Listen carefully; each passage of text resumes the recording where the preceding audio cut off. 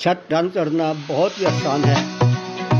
हाथ से जो रंग आपको मतलूब है उसका पोछा मारें। देखें जैसे ही आपका पोछा कंप्लीट हो गया, मुकम्मल हो गया, तो